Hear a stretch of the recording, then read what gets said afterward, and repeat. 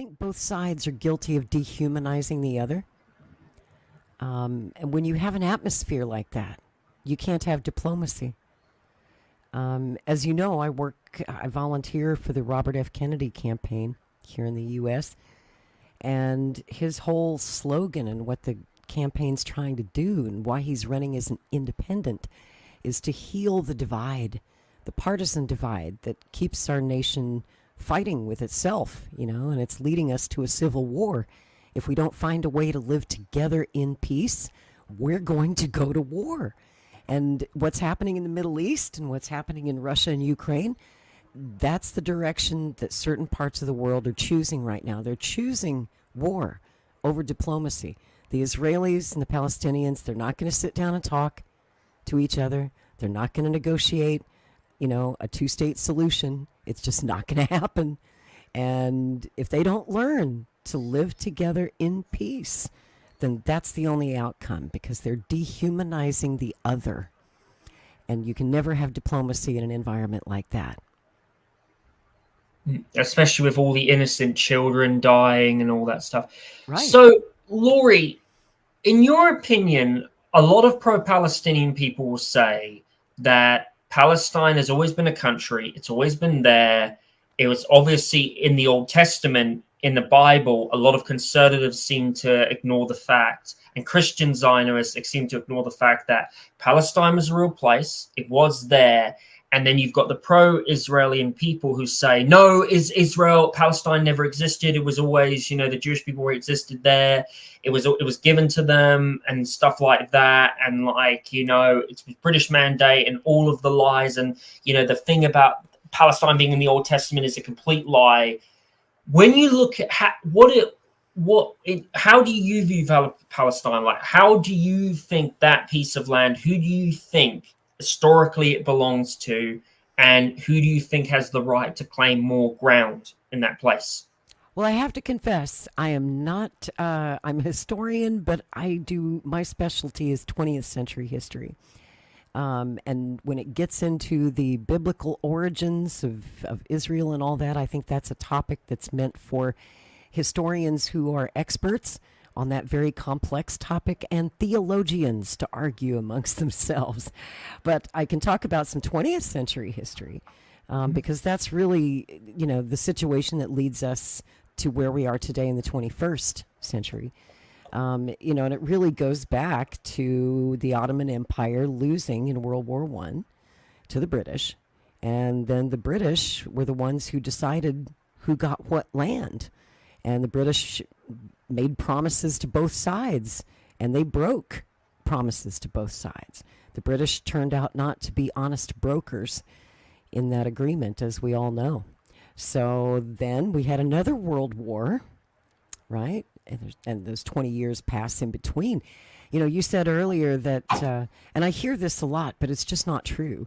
You hear this narrative that, the Jews and the Arabs lived together in peace before the creation of Israel and everything was fine and they loved each other. That's not true, folks. That's not true. When you look at the history, there were numerous pogroms that happened, say, between 1917. It really picked up after 1922 when the mandate was being enforced by the British.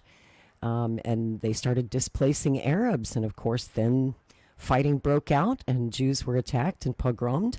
And so the same thing that was happening over in Europe when you saw the pogroms in Ukraine, say, between 1919 and 1921, where, the White Army and the Ukrainian nationalists would come riding into towns in the Soviet Union, in Soviet Ukraine, and just set the whole town on fire, burn the place down, rape the women, take the children or kill the children, kill all the men, throw them in a pit, shoot them.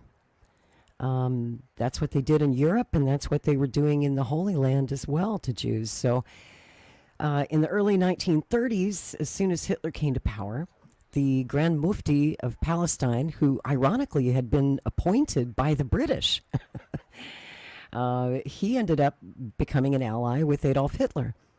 And as I was explaining earlier, off the air, that we all know about the Banderites over in Ukraine, right? And the OUN, the OUNB, Stefan Bandera, the Ukrainian nationalists.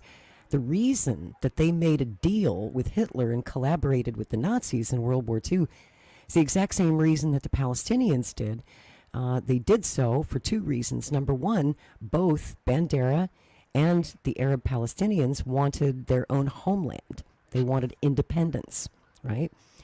They wanted to establish a state of Palestine because at that time they didn't have one.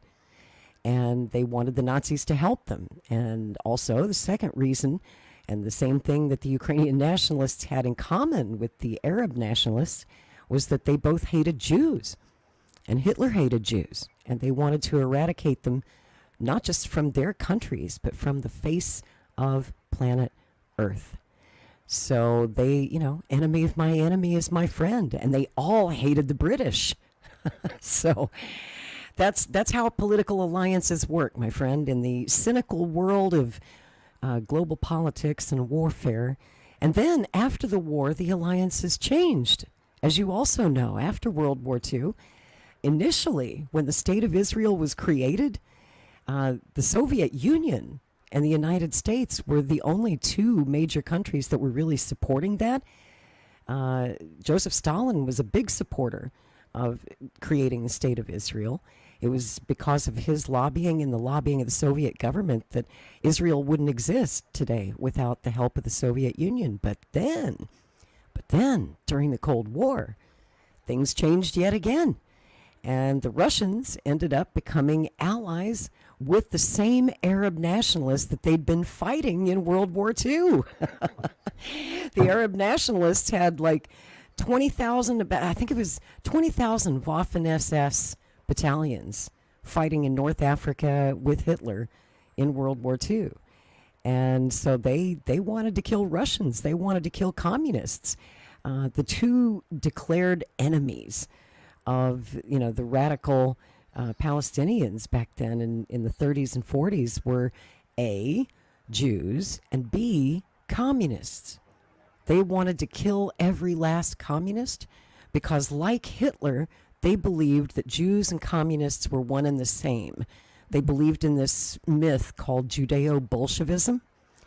And you're probably... because a lot of them do say that, like, Jews created communism. Like, what is your opinion towards that? And, like, the people who say that Jews are to blame for the Bolshevik Revolution where many innocent Russians died? Well, in the Bolshevik Revolution, I mean, many of the original revolutionaries were Jewish or part Jewish. But so what?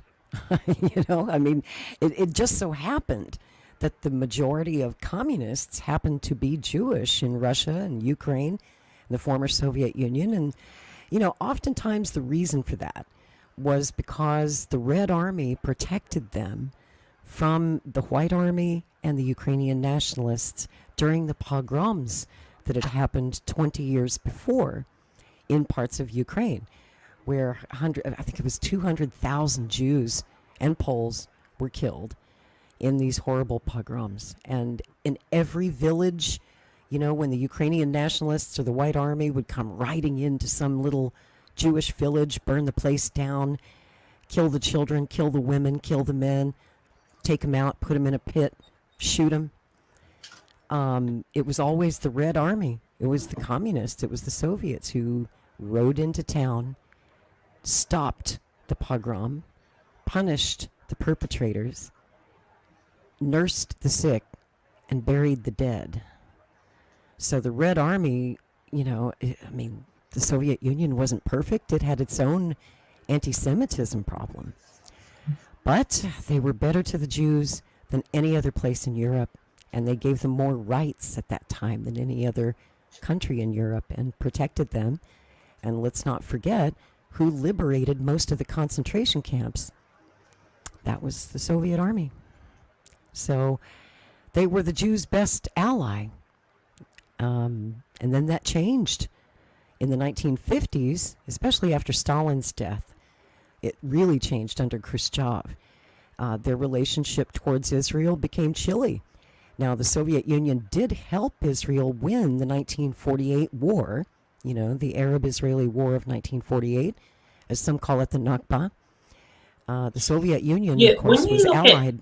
When you look at people who say it's the Nakba, which a lot of innocent Palestinian, so pro-Palestinian people will say, like me, will say that the Nakba is bad. It was terrible. A lot of, the IDF and the Israeli soldiers, especially led by that Israeli leader, was a Manak leader at the time, killing a lot of. What is your opinions towards that? The people who believe that the Nakba was the worst thing, and what do you think that the pro-Palestinian people miss in the Nakba when they're trying to say the Nakba happened and it was bad? What do you think of that? And what do you think are the biggest misconceptions that the pro-Palestinian people have of the 1948 war? Well, it all depends on which side you're looking at that war from. And the pro-Israeli people have the misconceptions they have. Right. I think that in terms of the geopolitical situation, the United States was coming to we were allies with Israel too. So the Palestinian people and their armies were not well armed or equipped to deal with, both the Soviet Union and the United States backing Israel in that war. So that Israel won that war because they had superior firepower and they had the backing of the USSR and the United States in that war. The Palestinians didn't stand a chance. They just didn't have the infrastructure, the war power to fight back. And as you well know, Welsh, the party that always wins the war is whoever has the most guns. And Israel had the most guns. And a lot of terrible things were done to the Palestinian people.